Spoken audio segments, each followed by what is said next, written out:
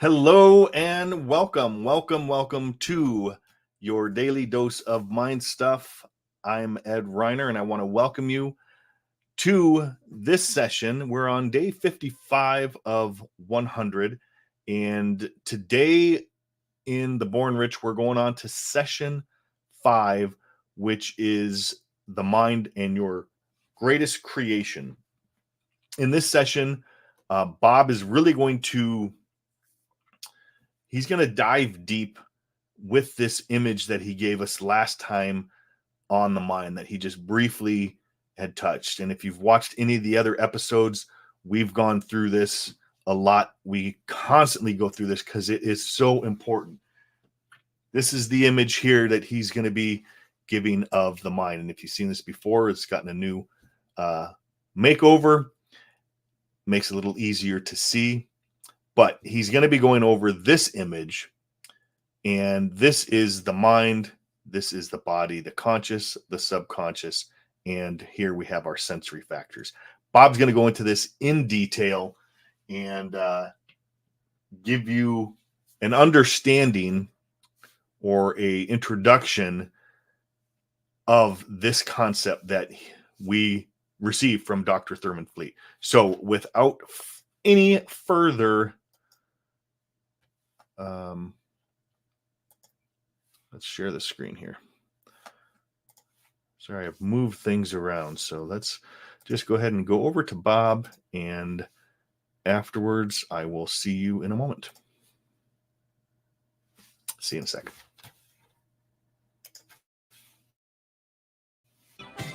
Now let's start to think. Here we're talking about this power. We are not only a physical expression of that power, we're an instrument of that power, because that power literally flows to and through us. Now, as it flows into our consciousness, it just is. Just is. All science and all theology tells you energy is, God is neither created nor destroyed, is the cause and effect of itself, is 100% evenly present in all places at all times, is all-knowing, is all-powerful. You see, the knowledge that got us into the air has always been here. We didn't just make something out of nothing. When the Wright brothers introduced us to this new kingdom, they just tapped into something that was already here. The fax machine that you use today. You can take a slip of paper, feed it into a machine, and thousands of miles away, simultaneously, it's coming out of somebody else's machine. And it's all done just through passing something through the medium of the molecule, the no thing. We've always been able to do that. We've just become aware of how to do it. See, a person that's earning $25,000 a year, they're not earning $25,000 a year because they want 25 a year. They're earning 25 a year because they're not aware of how to earn 50. Any person in this room can become financially independent. There's no trick to it. This afternoon, we're going to talk about that a little bit. As this power flows in, it's neither negative or positive. Jan, I'm going to tell you there's nothing on the cover of that book. Am I right or wrong? I'm wrong. Do you want to stand up for a second, Jen? You want to get a nice shot of this lady. She's a pretty student. All right. I'm going to tell you they were never like this when I went to school. All right. Now, Jan, you're looking at the cover of this book. And I'm telling you there's nothing there, but in your mind, your eyes are telling you there is something there. Is that correct? That's correct. Let's let the camera have a shot of this. You see, there is print on the cover of this book. It says, Think and Grow Rich. And that's what Jan is looking at. And when I tell her there's nothing there, she is bound to tell me I'm wrong. Now, Jan, let's look at the other side of the book. I'm going to tell you there's nothing on the book. What do you say now? Now I'm right. You're right. Now I'm right. A minute ago I was wrong. Now I'm right. Thanks very much, Jan. All right. Now, what did we do here? We just turned the book around. Somebody say, well, that's a cute little trick you pulled on Jan, and if that's where we stopped it, that would be right. John talked about laws earlier this morning. He was talking about the action-reaction being equal and opposite. As you sow, so shall you reap. Energy always returns to its source of origination. Well, you know, there's other laws. That's not the only law. There are 7 laws. Dr. Werner von Braun one time pointed out that the natural laws of this universe are so precise that you and I don't have any difficulty today building a spaceship. We can send a person to the moon, and we can literally time the landing with the precision of a fraction of a second. He also said these laws must have been set by someone. Now, the law that I'm referring to here is not the law of cause and effect or sowing and reaping. It's the law of polarity or the law of opposites. You see, Jen, there's a front to the book and there's a back to the book. There's a right and a left to the book. And what's right to me is left to you. There's a top and a bottom to the book. There's an inside and an outside to the book. And you couldn't have one without the other. If I started to slice the right side off this book, when I've taken the last slice for the right side off, I've also gotten rid of the left. You couldn't possibly have one without the other. Nothing complicated about that. Pretty simple idea, but not understood by many people. We use these 2 symbols to illustrate the law of opposites. And you know, as this power flows into us, we can make out of it anything we choose. You can sit there, this is the intellectual mind, activate your higher faculties. I'm not talking here about your sensory factors. I'm talking about your higher faculties. You can exercise them, and you can literally create the start of anything because you are creative. You are a creative being. Do you know it's these faculties that separate you from your pets? Archibald MacLeish had a character stand up in one of his plays. It's called The Secret of Freedom. He had this character stand up. It was a Pulitzer Prize winning play too. He had a character stand up and say, the only thing about a man that is a man is his mind. Everything else you can find in a pig or a horse. He was right. You've got marvelous faculties. Do you know that this auditorium was nothing but an image in the mind of one individual at one time? Do you know that the clothes you're wearing, the camera that I'm staring at was nothing but an idea in the mind of one individual at one time? Now, I want you to imagine 100 years ago, someone saying to you, I've got an idea. I've got a picture here of building something. I'm going to call it a camera, and I'll shoot a picture of someone in Seoul, Korea, and simultaneously, they're going to see it in Nacogdoches, Texas, in their family room on something we'll call a television. I'll take that picture and I'll send it zigging off through time and space. I'll bounce it off something I'm going to call a satellite, and it'll bounce right into a receiving set on a television set in your family room. Now, you know that the boys in the white coats would have been coming for that guy. But the truth is, we did it. We did it. Yet in 1 week this year, 1 week in the past year, I conducted a seminar in Toronto, Canada, in Los Angeles, California, in Auckland, New Zealand, in Honolulu, Hawaii, in 1 week. I could have been flying over Tahiti, which I was, at 35,000 feet, going 600 miles an hour, press a button and my seat goes back, pull the thing out from underneath, and I could virtually turn it into a bed, hit another button and somebody come to my aid and they'd give me something hot or cold to drink. They'd give me something to eat. They'd give me a pair of earphones, plug into the seat, and I could listen to my choice of music, or I might be able to watch a first-run movie. They'd wheel a little cart down beside my seat, and they'd give me a hot meal. I could wander up to the wall of the ship or the bulkhead of the plane, take a little plastic card. Plastic was something that didn't even exist when I was a child. Stick it in this machine, take a telephone back to my seat, and phone my office in Willowdale, Ontario, Canada, while I'm at 35,000 feet, traveling 600 miles an hour over Tahiti, just about the opposite side of the globe. And I would have been able to take, if I wanted to, a laptop computer out of my briefcase, set it on my knee, snap a modem on it, with the telephone, communicate to my office in Willowdale. Or take a portafax again, snap that onto the phone, send a paper to my office in Willowdale. Where did all these things come from? Where do you think you got the digital watch that you have? There is only one source of supply. Every great teacher all down through history for the last 6,000 years in recorded history has told us that if we had our ear to the ground, we'd get the message. This is where everything starts. We build the picture in our mind. Do you know what our problem is? When we build that kind of a picture, we instantly say we can't do it if it's far beyond the results that we're getting. You wouldn't be able to get the picture if you couldn't do it. You can do anything you want. Anything you want. Now, hooked up to your conscious mind, like little antennae, you have sensory factors. You can hear, see, smell, taste, and touch. And do you know that's where most people get all their information, through their sensory factors? They watch a TV, read a newspaper, listen to the radio, overhear conversations. And you know what most people are doing? They're talking about why something can't be done. And we're listening to it. Do you know, for 26 years, that's the only way I got my direction. I just did whatever the other guys were doing. I remember when I was 17, they said, we're joining the Navy. Are you coming? Sure. I got 5 years. They didn't even like it. I'd never even seen a boat, let alone a ship. Why did I do it? Well, the other guys were doing it. Just wherever they go, you know, like sort of in lockstep type fashion, we go through our life. The average person tiptoes through life, hoping they make it safely to death.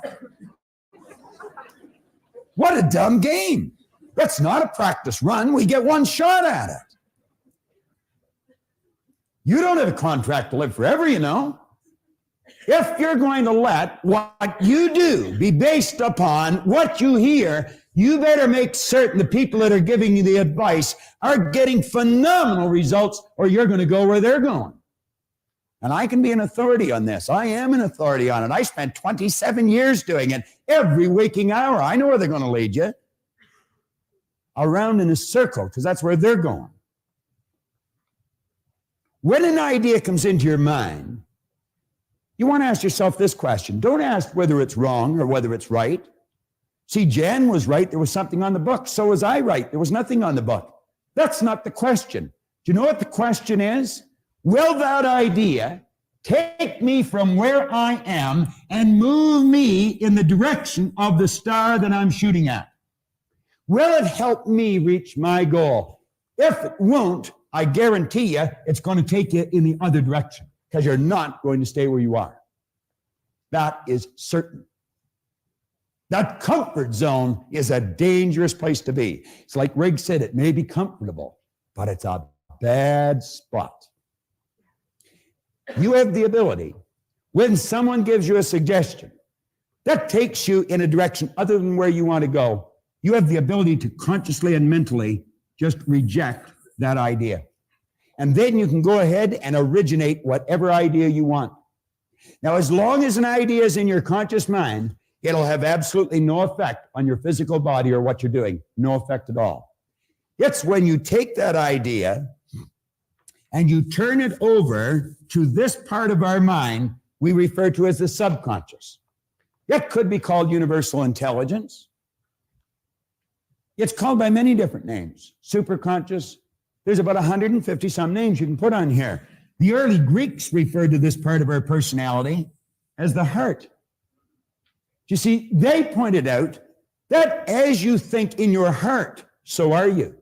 Do you know that side of your personality has no ability to reject an idea? Absolutely none. Whatever idea comes in and goes in here instantly is manifest in that physical body of yours. Now, you get ideas from outside, we instantly let them come in here and we act on them. I want you to take your hand and hold it up like that for a moment. Take your hand and hold it up like that. Now, put it here in your chin for a second. Will you do that? Where's your chin?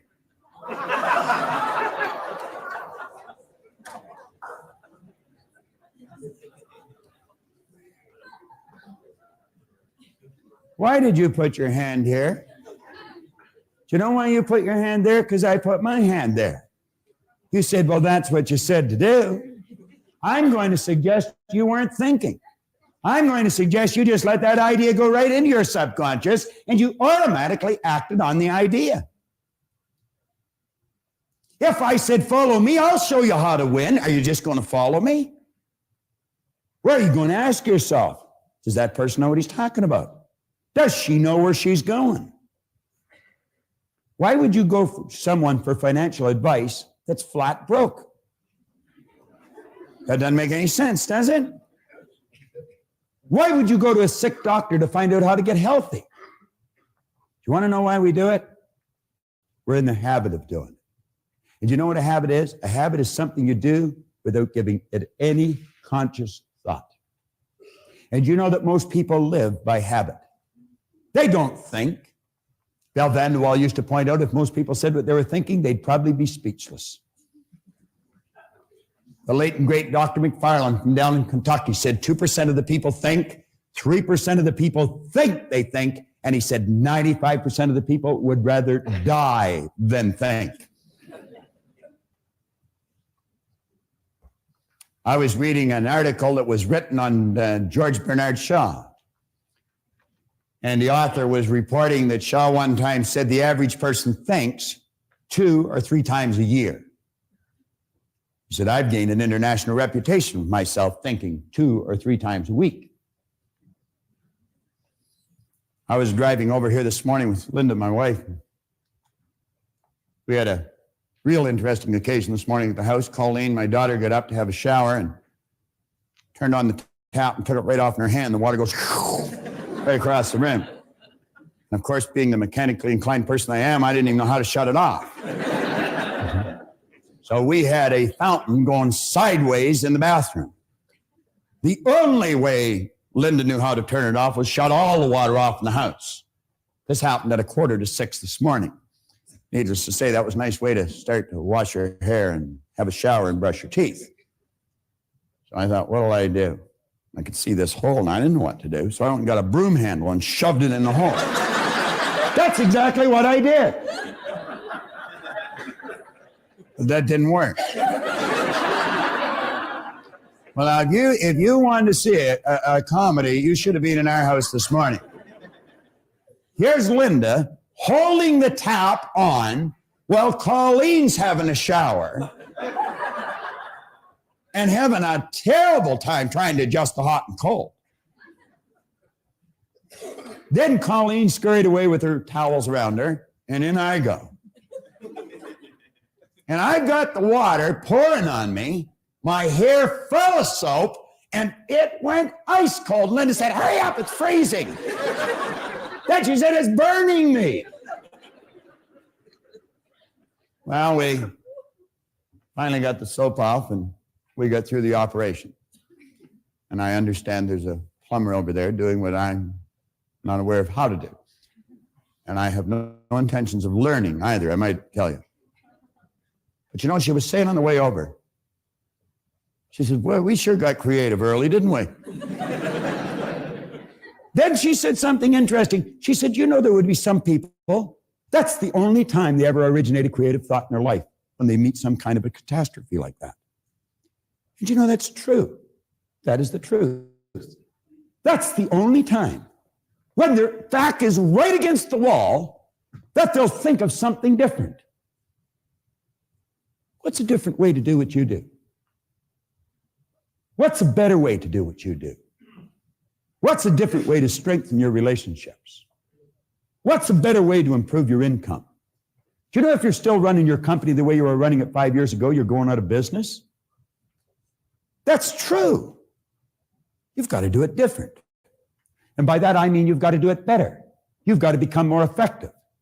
You see, we live in a fast-changing world. This isn't the 50s any longer. You've got to run to keep up today. And if you're not prepared to do it better, get out of the game because you're really going to get hurt. But any one of us can. And I don't care what's happened in the past. You might have been losing right up to this moment, but there's no point from this moment on doing it. You see, I blew it until I was 26, but as Ray said to me, you've already paid for that.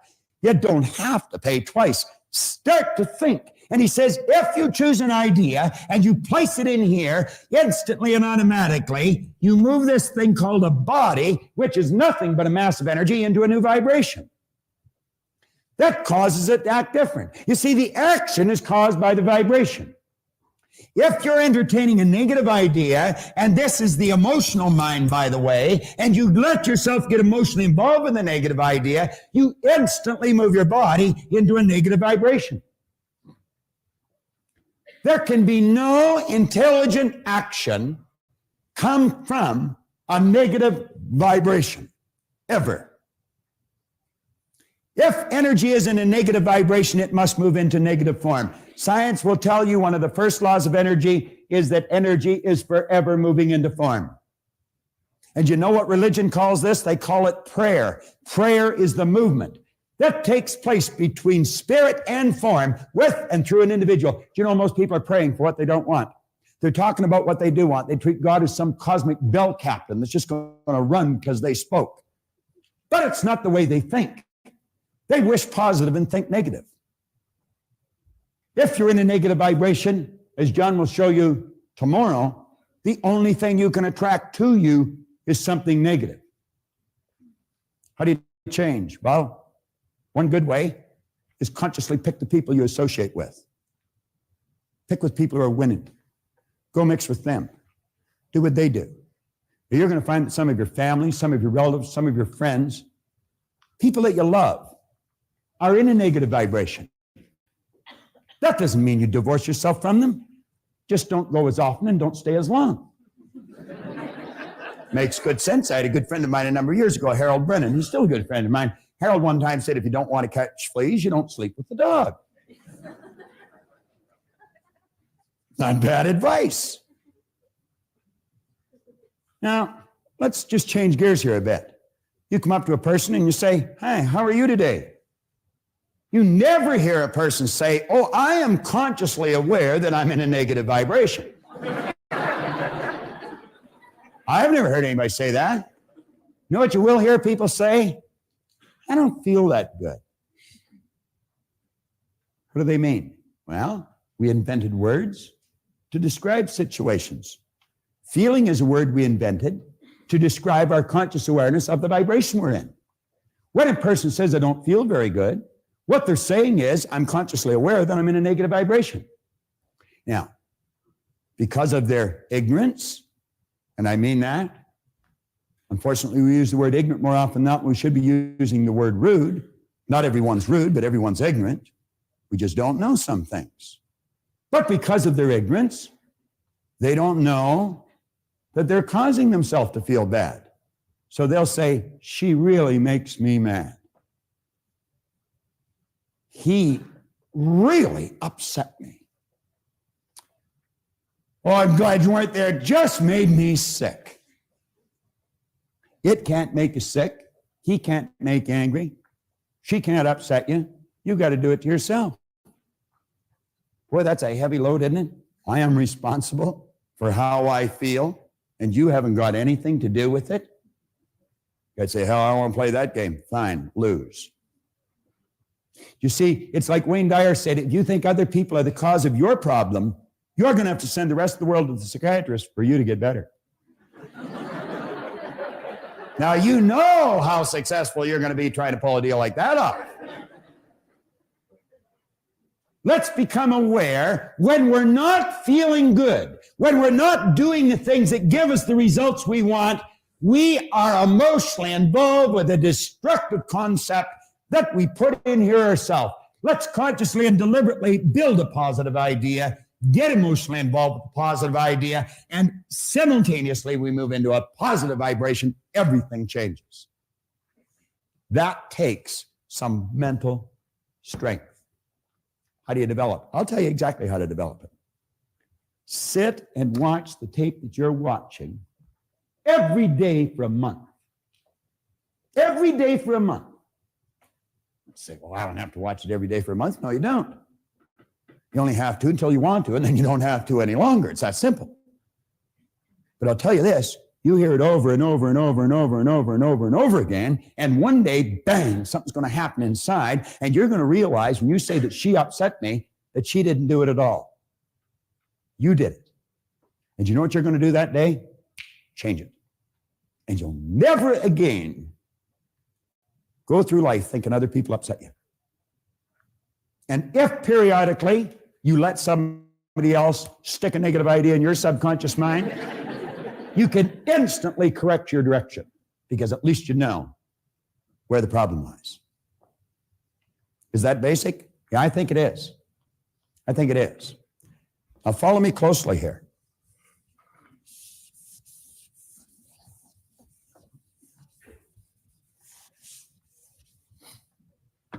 The ideas that you impress upon your subconscious mind over and over and over and over and over again ultimately become fixed in there. You see, what you're doing when you build these ideas that we're discussing now, what you're doing is building brain cells. Every time you think about that idea, you're giving those brain cells more strength. And in a relatively short period of time, Dr. Maxwell Maltz, the great author of the phenomenal bestseller, Psycho-Cybernetics, he pointed out that in approximately 21 days of doing this with an idea, that idea will become fixed in your mind. Then it's more commonly referred to as a habit. A habit is an idea that's fixed in our subconscious mind, requires absolutely no conscious thought any longer to cause us to act on it. Do you know you drive your car through ideas that are fixed in your mind? When you first started to drive, you were all hands and legs. Every bit of conscious attention was on what you're doing. Same as when you first learned to get dressed. You ever watch a little child trying to learn how to tie its shoe? Totally awkward. Now we get dressed without giving it any thought. You may think of what we're going to wear, but not how we're going to get it on. You very rarely see an adult trying to pull their pants on over their head, but it's not uncommon to watch a little child try and do that. You never see an adult trying to put their foot in the sleeve of their shirt, but it's not uncommon to see a little child trying to do that. But when the little child gets the ideas fixed in their mind, they never try and do that again, and they just automatically get dressed. If you would consciously observe some of the things you do in any given day, just consciously stop and watch your own behavior. Listen to your thoughts. You're going to find that many of the things you do are done through habit. See, when I was a little boy, my teachers used to say, "Bob, why are you doing that?" And I'd say, "I don't know." This is the intellectual mind. You can store a lot of information in. But this is the conditioned mind. You see, thousands and thousands of habits form something called conditioning. And I was automatically doing things I didn't want to do. I was doing something wrong. It was giving me results I didn't want. And they'd say, "Why are you doing that?" And I say, "I don't know." They say, "What do you mean you don't know?" "You know." I say, "I know." "Well, why are you doing it?" "I don't know." I remember I joined the Navy. My commanding officer would say, "Proctor, why are you doing that?" I'd say, "I don't know, sir." "What do you mean you don't know?" "You know." "I know." "Why are you doing it?" "I don't know." Then I got out of the Navy and I went to work, and the boss would say, "Bob, why are you doing that?" I'd say, "I don't know." "See, what do you know? What do you mean? You know how to do better." "I know." "Why don't you do it?" "I don't know." Then I get married. My wife say, "Why are you doing that?" I say, "Never mind." It's amazing how bold you get at times. I got to hate the word why. I didn't know why I was doing things that I didn't want to do, giving me results I didn't want to get. I didn't know how my mind operated. I didn't know I had all those ideas fixed in there. And I'll tell you something else I didn't know. I didn't know how to change it. I did not know how to change it. Why did I have a poor attitude? Because I had so many negative ideas fixed in here. And you see, it's what's in here that controls the vibration. And conscious awareness of the vibration is called feeling. And I never felt very good. Sometimes I felt lower than others. You'll see people that are totally depressed. You know what depression is? Depression is anger turned inwards. They get angry at someone else and they suppress it. They pack it into their subconscious until it all becomes fixed. And they stay in a terrible vibration. Do you think people get ill? you think disease is a normal vibration for a body to be in? Not at all. Ignorance is the cause of disease. We're told to know the truth would set us free. There's only one thing to be set free from, my friend, and that's ignorance. Now, I want you to stop and think of just how you behave. I want you to stop and think of some of the things that you could do that would improve the quality of your life just like that. Every one of us know how to do things better than we're doing. Our problem has been we don't know why we're not doing them. See, you know that when you leave home, if you go over and say, honey, I really love you, and give them a little hug and kiss, you feel better when you leave. You also know when you go out and slam the door that you feel bad for a long time after, and so do the people that you slammed the door on. We know, but sometimes we still slam the door. Do you know if that's the only thing you changed? If that was the only habit you changed, the quality of that relationship would improve. I have watched salespeople multiply their effectiveness just by forming a habit of being like this at 9 a.m. in the morning. This is called personal contact, and it's the key to success. Some people are not in front of a prospect until noon. You'll never get up at the crack of noon and win. At least if you can, I'd like you to tell me about it. The rest of this program is built around that basic concept and this basic concept here. But understand this, you've got the mental faculties, you've certainly got the power. The power's always with you. It's always flowing to and through you. It's just a matter of learning how to direct it. And in learning how to direct it, happiness, health, and prosperity will manifest in your life, and they should, because that's your birthright. And there isn't one person in this room, one person in your life that is even that much better than you. We're all the same. The difference is in our results. Change your results by changing our mind. It's so basic and so simple. So basic and so simple, so misunderstood. This is an idea that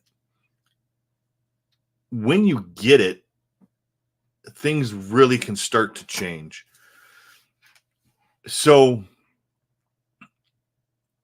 Bob went over briefly the different parts of the mind. So conscious, subconscious, the body. And he went over how the ideas that we entertain over and over again into the subconscious mind ultimately become fixed in this section of the mind. When those ideas become fixed, and as he said, Dr. Maxwell Maltz, who wrote Psycho-Cybernetics, which is a phenomenal book. If you haven't ever read Psycho-Cybernetics, get a copy of it. It's all about self-image, and we'll get into that when we get into the image maker. But after approximately, he said, 21 days of an idea being impressed into the subconscious mind, it becomes a habit. And habit is an idea that controls the body that we no longer have to consciously think about. It's automatic. It's on autopilot. So the trick is to take the idea of whatever we want and to plant it in the subconscious mind and keep feeding it and adding emotion to it. That's going to cause the body to get into a different vibration, which is going to cause it to act a certain way, a different way, in a positive way. That's going to get us the results we want. And we have our sensory factors up here. We can see here, smell, taste, touch. And as these ideas come in, we see what's going on in the news. We hear our friends at work or coworkers or family talking about something negative, whatever it is. We see stuff on the internet. those ideas that come into the conscious mind, we have the ability to reject those. As Bob said, we can just kick those out. We don't have to entertain them. We don't have to get emotionally involved with those ideas. We have to guard what's going in here. It's super important, as Bob would say, it's vitally important that we only put ideas in the subconscious mind that are going to help grow us, move us in the direction that we want to go. Another point that he said is that you wouldn't be able to get the picture up here of what you want if you weren't able to do it. Because once we have the picture up here, if you remember the physical, the intellect, and the spiritual, those three levels, we are spiritual beings. That picture is in that spiritual realm. It's not in the physical yet. It has not manifested it, but it is connected. They're all connected, as Bob said before. So that picture that we have, as long as we accept it and we start to get emotionally involved in it and add feeling to it, that's going to change the vibration. That's going to change the things that we do. That's also, the feeling is going to set up an attractive force that's going to attract to us all the things that we need to accomplish whatever it is that we're doing. So tomorrow, we are going to get into, I believe, John Canary. I think John Canary talks tomorrow on, goes a little bit further on our mind, this greatest power that we have. So make sure you tune in to tomorrow. I hope you enjoyed today. I hope you got a lot of value out of today. If you did, please share, like, follow, subscribe, all of that good stuff, and invite somebody to come with you to watch live and watch this segment over and over. Like Bob said, watch this tape over and over for 90 days or 30 days. It's the repetition of these ideas that will sink into the subconscious mind that's going to change the way we think, the way we act, the way we feel, and ultimately the results we get in our life. So once again, I want to thank you for joining me on your daily dose of mind stuff. My name is Ed Reiner, and I will see you guys next time. Peace. God bless.